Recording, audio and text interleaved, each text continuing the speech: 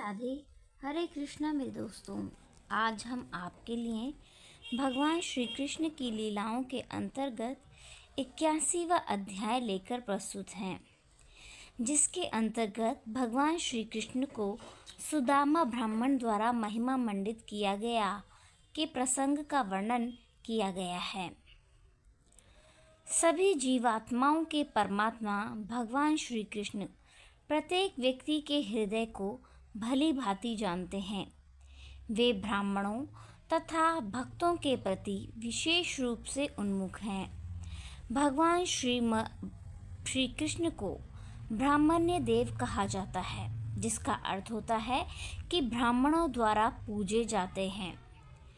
अतएव यह समझा जाता है कि जो भक्त श्री भगवान के प्रति पूर्ण रूपेण समर्पित है, उसने स्वयं ही ब्राह्मण की स्थिति प्राप्त कर ली है। ब्राह्मण बने बिना कोई भगवान श्री कृष्ण तक नहीं पहुंच सकता। कृष्ण अपने भक्तों के कष्ट को दूर करने के लिए विशेष रूप से चिंतित रहते हैं तथा शुद्ध भक्त के वे ही एकमात्र शरण हैं। भगवान श्री कृष्ण बहुत समय से अपने पूर्वकालीन संबंध के विषय में सुदामा विप्र से वार्ता करने में संलग्न थे। तत्पश्चात अपने पुराने मित्र के संग का लाभ उठाने के लिए भगवान श्री कृष्ण ने मुस्कुराते हुए पूछा, प्रिय मित्र, तुम मेरे लिए क्या लाए हो? क्या तुम्हारी पत्नी ने मेरे लिए तुम्हें कुछ भोज्य पदार्थ दिया है? अपने मित्र को संबोधन करते हुए भगवान श्री कृष्ण उसकी ओर देखते हुए अत्यंत प्रेम के साथ मुस्कुरा रहे थे। उन्होंने आगे कहा, प्रिय मित्र, तुम अपने घर से मुझे देने के लिए अवश्य कोई वस्तु लाए होंगे। श्री कृष्ण को ज्ञात था कि सुदामा उन तुच्छ चावलों को भेंट देने में हिचक रहे हैं जो खाने के योग्य नहीं थे, तथा सुदामा विप्र के मन की बात जानने के पश्चात श्री भगवान ने कहा, प्रिय मित्र, अवश्य ही मुझे किसी भी वस्तु की आवश्यकता नहीं है, परंतु यदि मेरा भक्त प्रेम भाव में मुझे कुछ अर्पित करता है, चाहे वह वस्तु कितनी भी उपेक्ष क्यों न हो, मैं पूर्ण आनंद के साथ उसे स्वीकार करूँगा। इसके विपरीत यदि कोई व्यक्ति अभक्त है, फिर भी चाहे वह अत्यंत मूल्यवान वस्तु मुझे अर्पित करे, मैं उसे स्वीकार नहीं करना चाहूँगा। वास्तव में मैं केवल उन्हीं वस्तुओं को स्वीकार करता हूँ जो प्रेम भक्ति के साथ मुझे अर्पित की जाती है, अन्यथा चाहे वह वस्तु कितने भी मूल्यवान हो, मैं उसे स्वीकार नहीं करता। यदि मेरा शुद्ध भक्त छोटे से फूल, छोटी सी पत्ती, थोड़े से जल जैसी नगण्य वस्तुएं भी मुझे अर्पित करता है, परंतु उस चढ़ावे को वह भक्ति प्रेम से सिक्त कर देता है, तो मैं न केवल ऐसे समर्पण को सहर्ष स्वीकार करता हूँ, अपितु अत्यंत आनंदपूर्वक उसका सेवन भी करता हूँ। श्री कृष्ण ने सुदामा विप्र को आश्वासन दिया कि वे चाव से उन निकृष्ट चावलों को स्वीकार करेंगे जो वह अपने घर से लाया है। तथापि अत्यंत शर्म के कारण सुदामा विप्र उन चावलों को भगवान को देने में संकोच कर रहा था। वह सोच रहा था, ऐसी तुच्छ वस्तु को मैं श्री कृष्ण के प्रति कैसे अर्पित कर सकता हूँ। उसने केवल अपना सर झुका लिया। भगवान श्री कृष्ण प्रत्येक व्यक्ति के हृदय की सभी बातें जानते हैं। वे प्रत्येक व्यक्ति के संकल्पों एवं कामनाओं को जानते हैं। अतः वे सुदामा विप्र का अपने पास आने का कारण जानते थे। उन्हें ज्ञात था कि अत्यंत दरिद्रता के कारण अपनी पत्नी के आग्रह पर वह उनके पास आया है। सुदामा को अपने अत्यंत प्रिय सहपाठी मित्र के रूप में स्मरण करते हुए वे समझ गए कि उनके प्रति सुदामा का प्रेम किसी भी भौतिक लाभ की आकांक्षा से दूषित नहीं है। श्री कृष्ण ने सोचा, सुदामा मेरे पास कुछ मांगने नहीं आया है, परंतु पत्नी के आग्रह करने पर विवश होकर वह केवल अपनी पत्नी को प्रसन्न करने के लिए मेरे पास आया है। अतएव कृष्ण ने निश्चय किया कि वे सुदामा विप्र को इतना अधिक भौतिक ऐश्वर्य देंगे जिसकी कल्पना स्वर्ग का राजा भी नहीं कर सकता। तत्पश्चात उन्होंने सुदामा के कंधे पर लटक रही चावल की पोटली छीन ली, जो कि चादर के एक कोने में बंधी हुई थी, और कहा, यह क्या है प्रिय मित्र, तुम मेरे लिए इतना बढ़िया स्वादिष्ट चावल लाए हो। उन्होंने सुदामा विप्र को प्रोत्साहित करते हुए कहा, मेरा विचार है कि चावल की इतनी मात्रा केवल मुझे नहीं अपितु संपूर्ण सृष्टि को संपूर्ण करेगी। इस कथन से यह समझा जाता है कि प्रत्येक वस्तु के मूल स्रोत भगवान श्री कृष्ण संपूर्ण सृष्टि के कारण हैं। जिस प्रकार वृक्ष की जड़ में पानी डालने से संपूर्ण वृक्ष के प्रत्येक भाग को पानी मिलता है, उसी प्रकार श्री कृष्ण को अर्पण की गई वस्तु को अथवा श्री कृष्ण के लिए किए गए किसी भी कार्य को सभी के लिए सर्वोच्च कल्याणकारी समझना चाहिए, क्योंकि ऐसे अर्पण को संपूर्ण सृष्टि में वितरित किया जाता है। श्री कृष्ण के प्रति प्रेम सभी जीवात्माओं में वितरित हो जाता है। जब श्री कृष्ण सुदामा विप्र के साथ वार्तालाप कर रहे थे, तब उसकी पोटली में से उन्होंने चावल का एक ग्रास खाया, और जब उन्होंने दूसरा ग्रास खाने का प्रयास किया तो भाग्य रुक्मिणी देवी ने श्री कृष्ण का हाथ पकड़ लिया। श्री कृष्ण के हाथ का स्पर्श करने के पश्चात रुक्मिणी ने कहा, श्री भगवान, चावल का यह ग्रास उसके अर्पणकर्ता को इस जीवन में और अगले जीवन में इतना अधिक ऐश्वर्यवान बनाने के लिए पर्याप्त है। भगवान, आप अपने भक्त के प्रति इतने उदार हैं कि चावल का यह एक ग्रास भी देने वाले को इस जीवन में तथा अगले जीवन में ऐश्वर्यवान बनाए रखता है। यह संकेत करता है कि जब भगवान श्री कृष्ण को प्रेम और भक्ति के साथ अन्न अर्पित किया जाता है तो वे प्रसन्न होकर उसे भक्त से स्वीकार कर लेते हैं। तो भाग्य लक्ष्मी रुक्मिणी उस भक्त के प्रति इतनी कृतज्ञ हो जाती हैं कि उसे व्यक्तिगत रूप से उस भक्त के निवास स्थान पर जाकर उसे विश्व के सर्वाधिक ऐश्वर्यवान घर में परिवर्तित करना पड़ता है। यदि व्यक्ति श्री नारायण को शानदार ढंग से तृप्त करता है, तब भाग्य की देवी लक्ष्मी स्वयं ही उस व्यक्ति के घर में निवास करती हैं, जिसका अर्थ है कि उस व्यक्ति का घर ऐश्वर्य बन जाता है। विद्वान ब्राह्मण सुदामा ने वह रात कृष्ण के घर पर व्यतीत की, और जब तक वहाँ रहा उसने अनुभव किया कि वह वैकुंठ धाम में निवास कर रहा है। वास्तव में वह वैकुंठ में रह रहा था, क्योंकि जहाँ स्वयं नारायण श्री कृष्ण और भाग्य देवी रुक्मिणी निवास करते हैं, वह स्थान वैकुंठ लोक से भिन्न नहीं होता।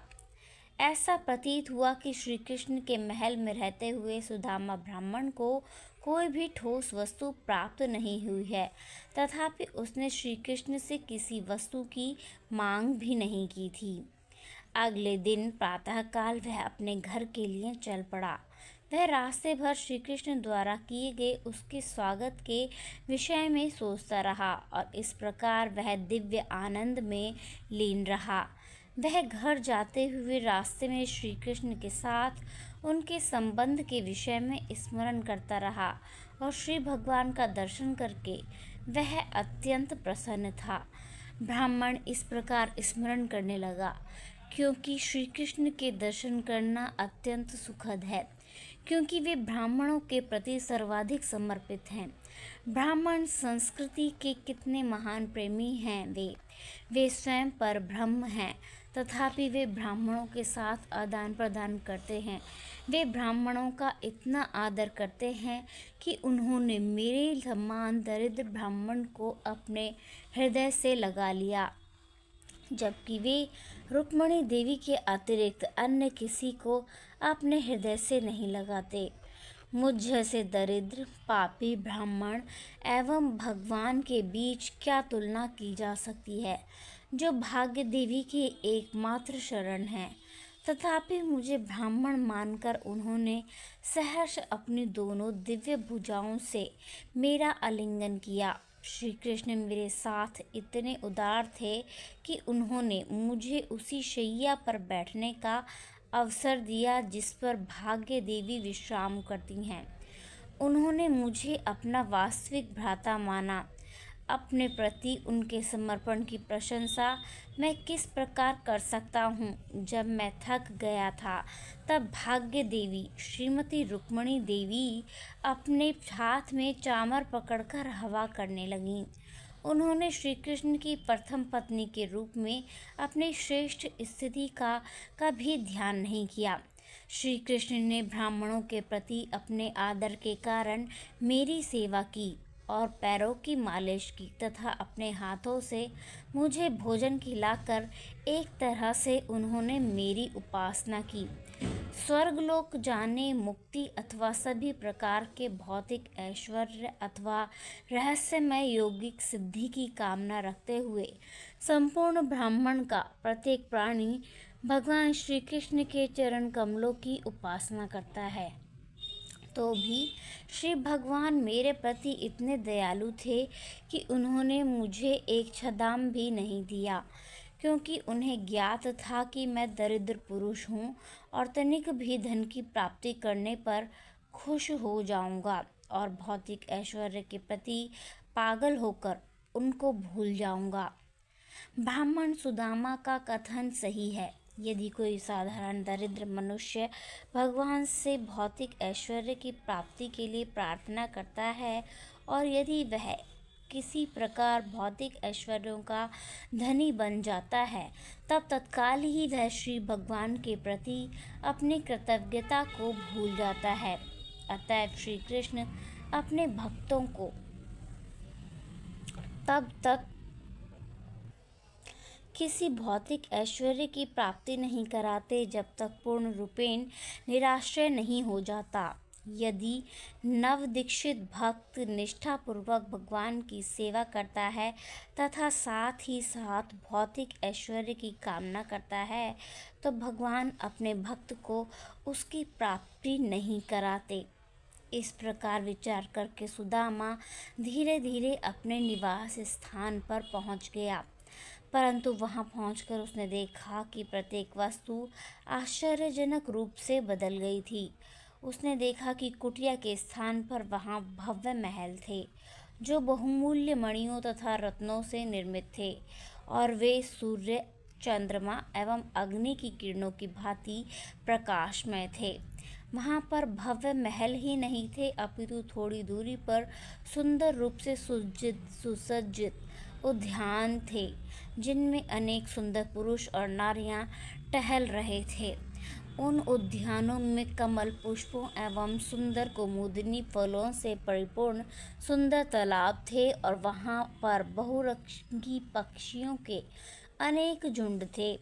अपने निवास स्थान का इतना अद्भुत रूपांतर देखकर ब्राह्मण सुदामा मन ही मन सोचने लगा, मैं इतना सारा परिवर्तन कैसे देख रहा हूँ? क्या यह स्थान मेरा ही है अथवा किसी अन्य का? यदि वह स्थान वही है जहाँ मैं रहा करता था, तो यह आश्चर्यजनक रूप से इतना बदल कैसे गया?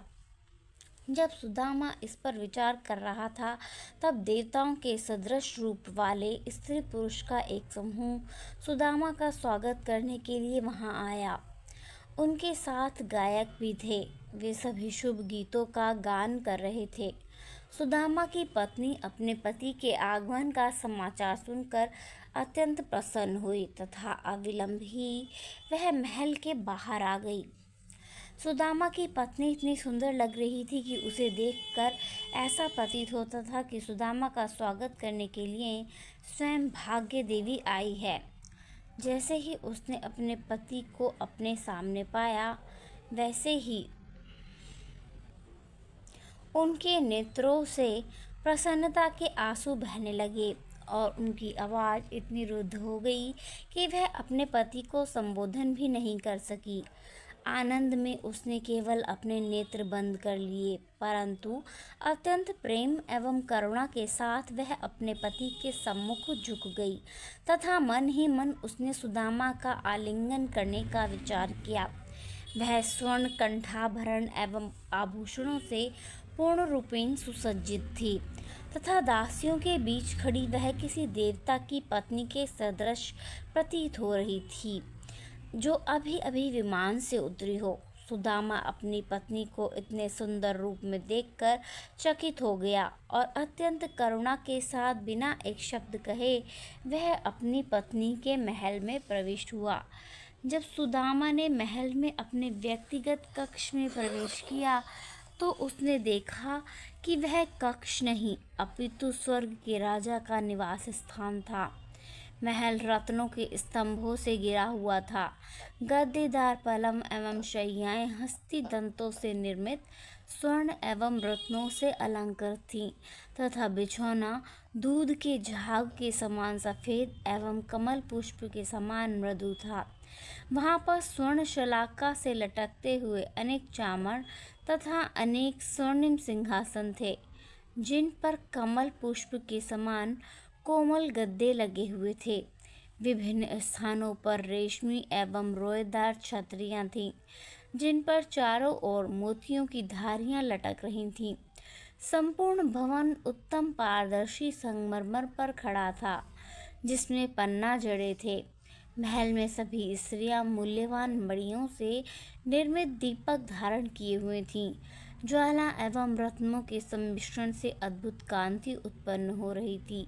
जब सुदामा ने देखा कि अब उसकी स्थिति ऐश्वर्य की स्थिति पर्यंत पहुंच गई है और वह इसका कारण निर्धारित नहीं कर सका, तो वह गंभीर होकर सोचने लगा कि ऐसा कैसे हुआ। इस प्रकार वह सोचने लगा, अपने जीवन के आरंभ से मैं अत्यंत दरिद्र रहा हूँ, अतः इस आकस्मिक एवं महान ऐश्वर्य का क्या कारण हो सकता है। यदुवंश के प्रधान भगवान श्री कृष्ण की सर्व कृपामय दृष्टि के अतिरिक्त मैं अन्य कोई भी कारण खोज नहीं पा रहा हूँ। भगवान आत्मनिर्भर हैं, भाग्य देवी के पति हैं और सदैव ही 6 ऐश्वर्यों से परिपूर्ण रहते हैं। वे अपने भक्त के मन की बात समझ सकते हैं और वे सभी तरह से भक्त की इच्छाओं को पूर्ण करते हैं। ये सभी कार्य मेरे मित्र श्री कृष्ण के द्वारा किए गए हैं। मेरे सुंदर श्याम वर्ण मित्र भगवान श्री कृष्ण उस बादल से भी अधिक उदार हैं, जो महासागर को जल से भर सकते हैं। कृषक को दिवस काल में व्याकुल किए बिना उसे केवल संतुष्ट करने के लिए बादल रात्रि में भारी वर्षा करते हैं। तथापि प्रातःकाल जब कृषक उठता है तो वह समझता है कि पर्याप्त मात्रा में वर्षा नहीं हुई है। उसी प्रकार व्यक्ति की स्थिति के अनुसार भगवान सभी की इच्छाओं की पूर्ति करते हैं।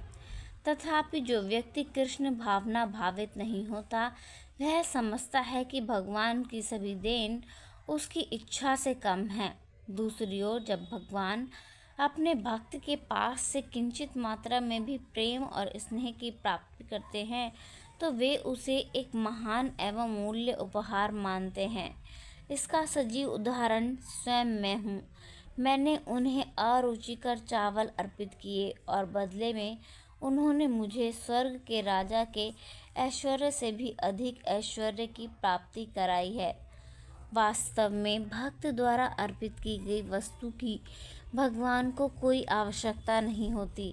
वे आत्मनिर्भर हैं। यदि भगवान को कोई वस्तु अर्पित करता है तो वह उसके ही लाभ के लिए कार्य करती है, क्योंकि भगवान को भक्त जो भी वस्तु अर्पित करता है वह वस्तु लाखों गुना अधिक होकर उसके पास वापस आ जाती है। भगवान को कोई वस्तु अर्पित करके व्यक्ति हानि नहीं उठाता। श्री कृष्ण के प्रति महान कृतज्ञता का अनुभव करके सुदामा ने सोचा, मैं श्री कृष्ण की मैत्री के लिए एवं उनकी सेवा में संलग्न रहने के लिए तथा प्रत्येक जीवन में प्रेम और स्नेह के साथ उनके प्रति समर्पित बने रहने के लिए प्रार्थना करता हूँ। मुझे किसी ऐश्वर्य प्राप्ति की इच्छा नहीं है। मेरी केवल यही कामना है कि मैं उनके सेवा कार्य को कभी न भूलूं। मैं उनके शुद्ध भक्तों की संगति मात्र करना चाहता हूँ।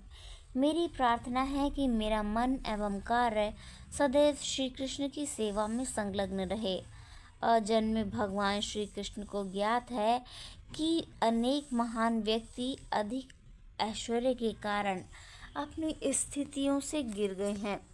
अतएव यदि कोई भक्त उनसे कुछ धन संपत्ति की मांग करता है तो कभी कभी भगवान उसकी यह इच्छा पूरी नहीं करते।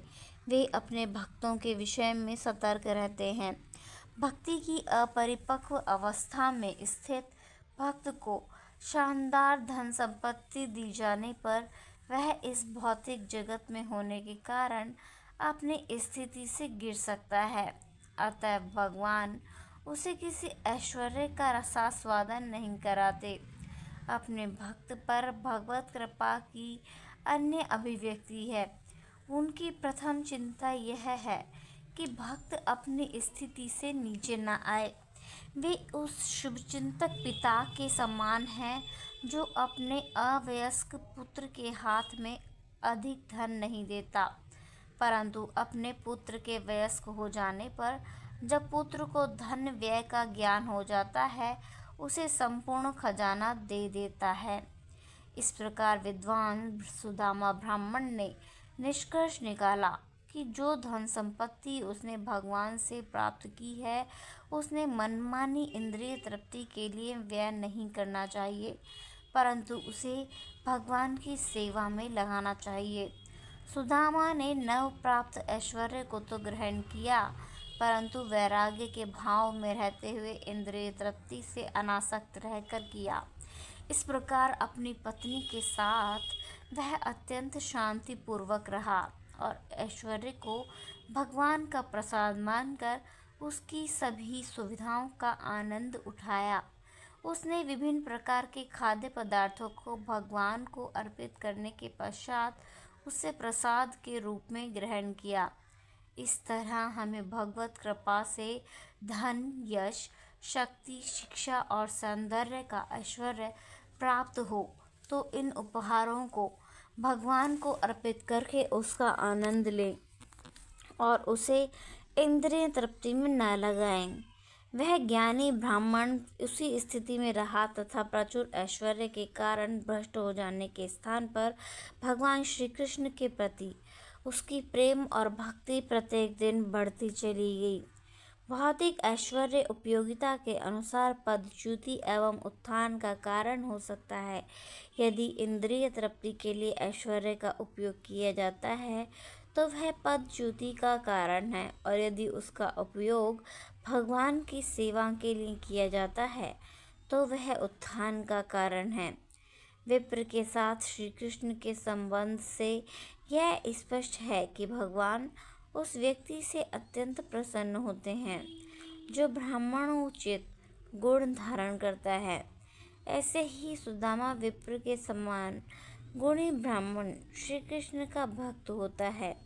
मूलतः कहा जाता है कि ब्राह्मणों वैष्णवः, कोई भी ब्राह्मण गुणी वैष्णव होता है, या कभी कभी कहा जाता है ब्राह्मणः पंडितः।